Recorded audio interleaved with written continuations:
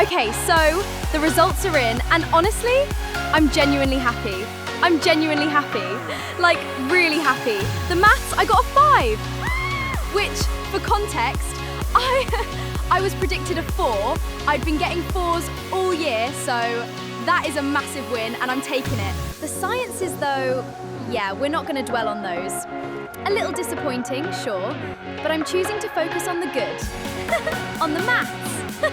Thank you, seriously, for everything. Right, I'm off to celebrate.